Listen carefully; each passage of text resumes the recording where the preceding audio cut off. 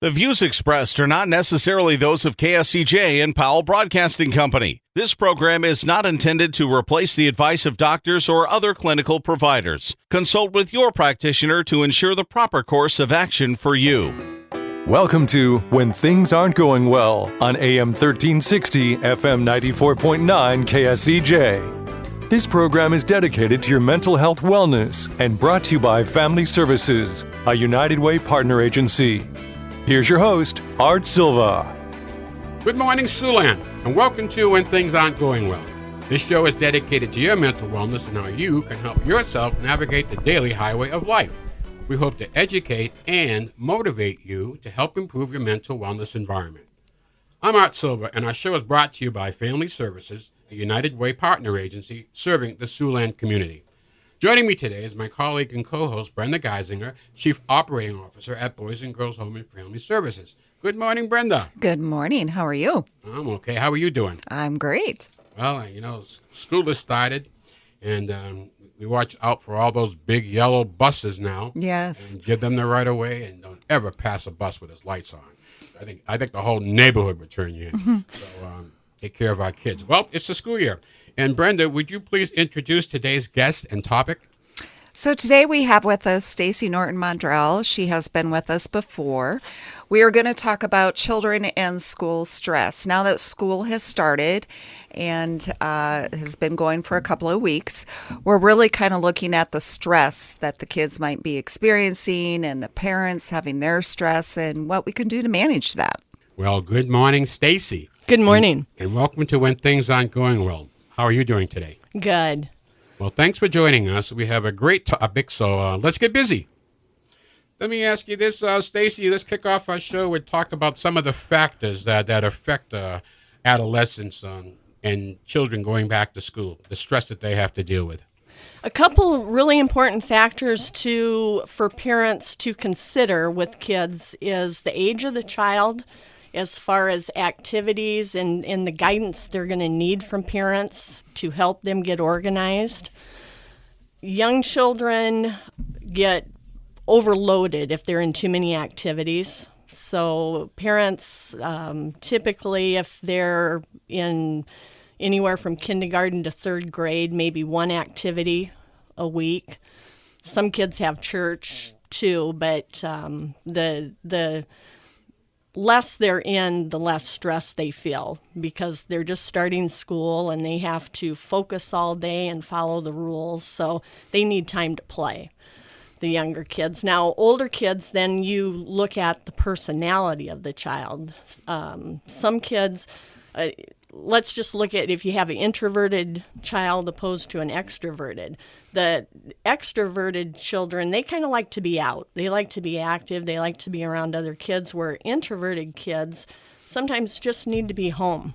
They need to, they're more reflective. They just need some privacy and some space. So that's important to factor in as you're looking at.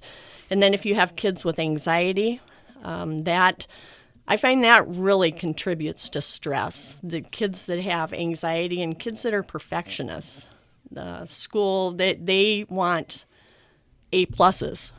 And some kids really struggle. I got an A. I got an A minus. So parents have to be aware of that and be able to help kids accept that we all make mistakes and it's okay. Well, student stress starts early. Call it pressure, call it expectations. It's stress. And stress is not a bad thing. Being challenged makes you learn new things and keeps your brain functioning. But let's return and start with the elementary kids. What are some of the signs of elementary children's school stress? I would say with elementary, what I see that brings kids into me anyway is they have anger, they're having meltdowns, they're whining, they have temper tantrums. So that becomes a problem at home. Things like, do they experience any type of nightmares, stomach aches, headaches? Because this is the traditional kind of thing. I remember with my kids, I don't feel there's nothing wrong with you. It's more, psychosomatic. They're just thinking about it. So, kids are complex, and starting at the elementary age, you're about to see more of it at that age, because you mentioned it. There's a lot they're trying to get their arms around. This is a lot of new experiences for elementary age kids. I think also with the elementary kids, like you're talking about, Art, they're feeling something but don't know how to tell you because they don't know what's going on. So they may come home with a headache or a stomach ache or wake up in the morning. You know, you always hear the stories of putting the thermometer on the light bulb so they can get out of school. So they're kind of struggling and they don't know what's going on. Why do they feel this way? And so the parents really have to be attuned to what is off. Why is this going on? And having that communication and asking those questions. Before that anxiety and stress gets so debilitating, they just are having the behaviors and, having the fits and the problems. Well, they're still, with children at that age are still honing their social skills too. So, I mean, this is an awful lot to digest going into this. I'm Art Silva, along with my co-host Brenda Geisinger and our guest family services therapist Stacy Modell Norton. And you're listening to When Things Aren't Going Well. Let's continue our discussion on school stress. Let's move to the middle school. Now, that's a tough age. I was teaching when I first came out of college, and the last grade I wanted to teach was middle school. It's a tough time. These kids are going through a lot of changes. So let's talk about the middle school kids and how they respond to stress. Middle school's a lot of pressure. Peer pressure. They want to be part of the group. They want to be seen as popular. So that's part of the stress that they feel, and then academic. And sometimes kids are involved in many activities, and that can be a source of stress because they want to do well, and they try out for choir and they don't get picked. Sometimes you can be rejected, and that affects kids' self-esteem. So I think, again, with parents to be able to be aware of what's going on with their children and be able to talk to them and help them be able to maybe problem solve and manage their feelings of disappointment, or maybe their friend at lunch tells them that they can't sit at the table that day. That can be devastating, and parents have to be aware of that because it can move into bullying too. So again, with middle school, it can be a kind of a turbulent time for some kids. Well, sure, it's passing through the doorway to adolescence. It's a difficult period, as you said, lots of change. Transition to middle school is where peer dynamics change entirely, and that becomes the motivating factor with a lot of children.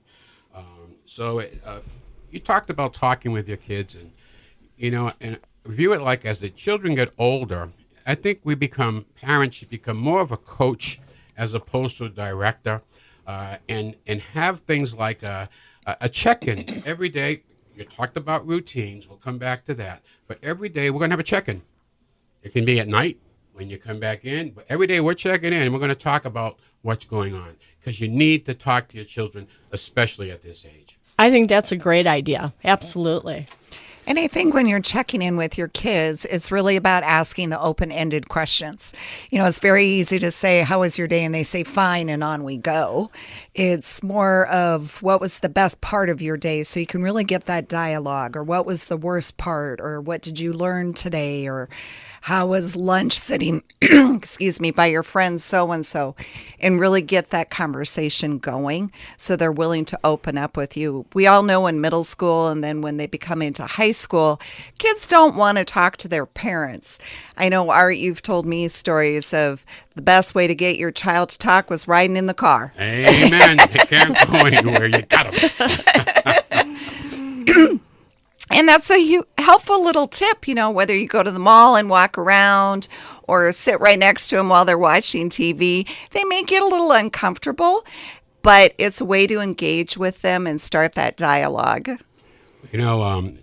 Talking with your children is so important, and you might be surprised what they want to talk about. So I think, as you said, Brenda, keep it open-ended. And, what do you want to talk about? It's not me directing and coming downhill. Let's get on an even plateau where we kind of both come together and learn something new. What's affecting us today? Always knowing you have that outlet to go to. Children would look at that, and I get a chance with my mom or my dad tonight, or maybe they flip off. But check in. What happened today? What was your day like? It can be the littlest of things that can affect your child. So if you're starting to see negativism, backing out, reclusiveness, there's something going on. And you need to have that talk with your child. Yeah, and I think that's a good point, Art, because parents can help kids figure out how to solve their problems. Great point. So, and what Brenda was kind of talking about is kind of the follow-up. So you learn that your child has a problem and you help them maybe do something about it the next day, and then you follow up on it. How did that go with, your friend at lunch? So you're staying involved.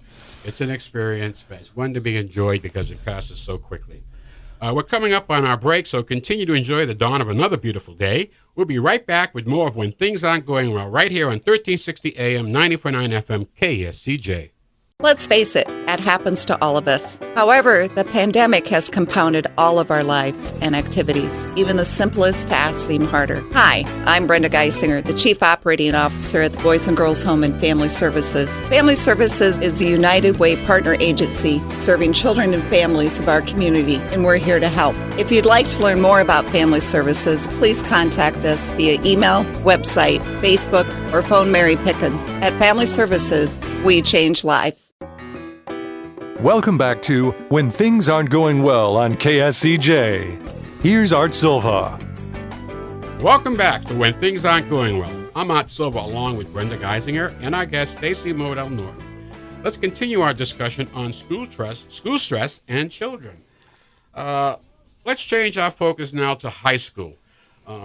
Stacy, when you look at high school, they become very self-conscious about their profile.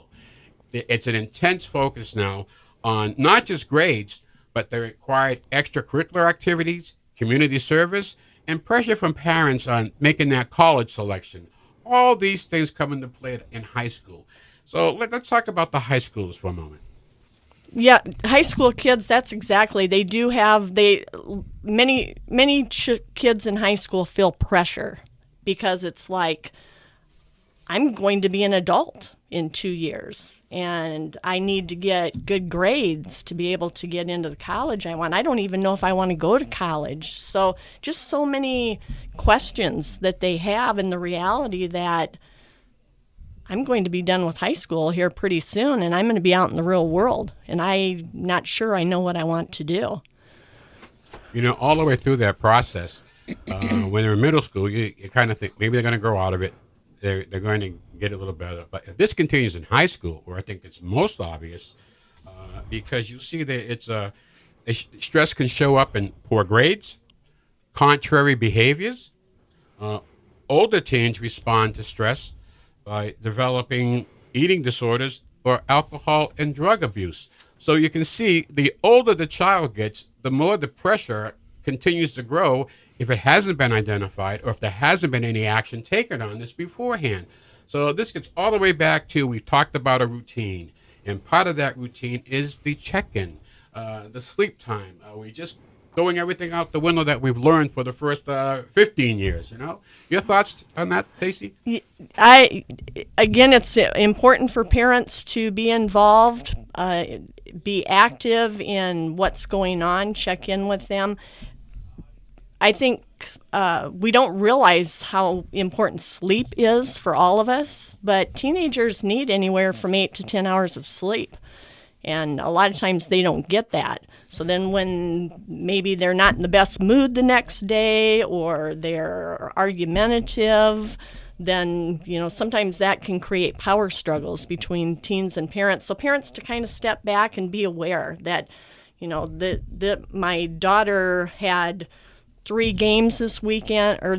She didn't get home until 12 o'clock at night. She had to do homework, and that makes sense why she's, so then parents can help kids. Okay, what do we need to do to help you get caught up on your sleep and, have some kind of ability to manage your time so you can get your homework done before you come home at 12 o'clock. So it's that kind of thing with teenagers, helping them be able to manage time and get organized. And that's when you learn to pick your fights. Yes. Because you can't win everything. You got to give something into them. And what I'll tell you, parents out there, if you see a change in grade status, if you start to see attendance, tardiness, lack of responsiveness in the classroom or at home, these are some signs. If you start to see things like a contrary activity, such as adopting strange music or a culture, this is a sign, something that you need to understand more.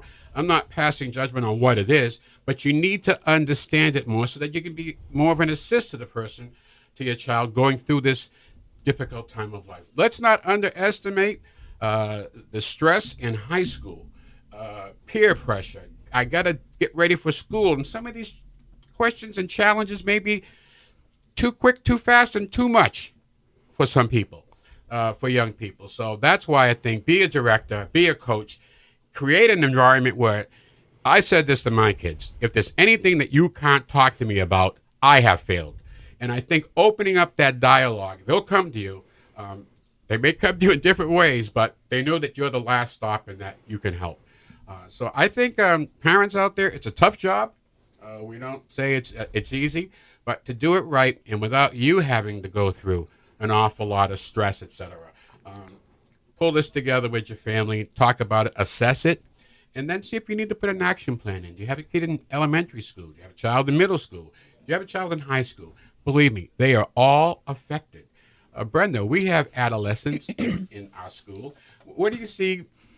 Do you see the joy in going to class? I think initially a lot of kids are always scared when the school year first started. It's like, what's going to happen this year? Am I going to like my teacher? Am I going to get decent grades? Is it going to be the same as last year? But as the year gets going and they get more in a routine, things can settle down. And if a kid is struggling, then you can help them navigate. It's about teaching them how to solve problems and look for the solutions. I think that's something we do very, very well. We show them the way out and how to do it, and our kids respond. So that's a great point. And I think the parents' job is to monitor where they are and who they are with, but not hovering. Right. Hovering is the worst thing you could do. But checking in. But you should know. And I'm just over here with Susie. Set the discipline early. No, I want to know who you're going with and what you're going to be doing and what time you're coming back. And as you earn more privilege, I'll release these restrictions. It's like you earn as you go. Do good things and you get rewards. Do bad things and there are consequences. It's that simple. But hovering over them, and that gets back to that participation award. You got to start doing things on your own. And get out there because you want to do it. And here's how you can do it. Maintain your mental wellness along the way. Yeah, I think our job is to give kids freedom within limits. And as they get older and they show that they can handle and be responsible, then you trust them and let them have a little more freedom. Stacey, where does the parent stress level come in this equation we're talking about? Well, it's really parents' stress. We are the barometers of the household. So we kind of monitor the temperature. It's really important that we keep our stress level low because our stress can affect children. And we've probably all experienced, we might have some stress and, the kids aren't going to come up and say, Mom, I see you're stressed. Can I do the dishes? Typically, they have behavior problems. We know right now we're seeing a tremendous increase in anxiety and with our children, and we feel it filters down from the parent to the children. It's a tough time out there, and there's a lot of anxious kids out there, and they react in different ways. We've seen that. So we'll keep plugging on that. But parents out there, if you see any of these signs with your child, please don't hesitate to call for help. Take some of the recommendations that we have here. It's a tough time in their life. And I think if we start it that way and we're here to help, we'll take that adventure with them. So I think it's something we all go through at one period of time, and we got great schools. So let's get them equipped to go out there and get the most of that school environment. Go out there and be a sponge. Give them that opportunity, that pursuit of happiness to go and learn. So, well, listen, we're coming up on the end of our show for this week, and we want to leave you with a little humor for your mental wellness. So here's our weekly joke. You go to school and nothing happens. You miss a day and there were 6 fights, Tupac comes back, school had a blackout, all tests postponed, and Beyonce performed in the cafeteria. Isn't that the way it goes? Thank you, Brenda and Stacy, and thanks to our listening audience. Shout out to Terry Horsley and the staff at Stuff. Where can you find your Raspberry Beret? You know, the kind you find in the secondhand store. Terry, your customers love you. We love you, too. We'll be back next Saturday morning at 7 a.m. right here at 1360 AM, 94.9 FM, KSCJ, where we will kick off tailgating for our kids with the annual Fairway Roundup Show. Your support is greatly appreciated. Boys and Girls Home and Family Service is a great place to work, and we have immediate openings for therapists, teachers, and mental health technicians. Call our HR manager at 293-4700. Don't forget to do your homework this week and go out and have a good laugh. It's good for the soul. Have a great week, and may the sun shine on you. Peace. Happy trails to you until we meet again. Happy trails to you. Keep smiling until then.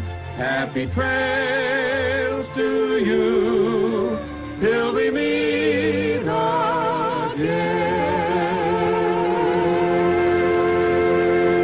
For more information on the services provided by Boys and Girls Home and Family Services, see them online at boysandgirlshomeiowa.org.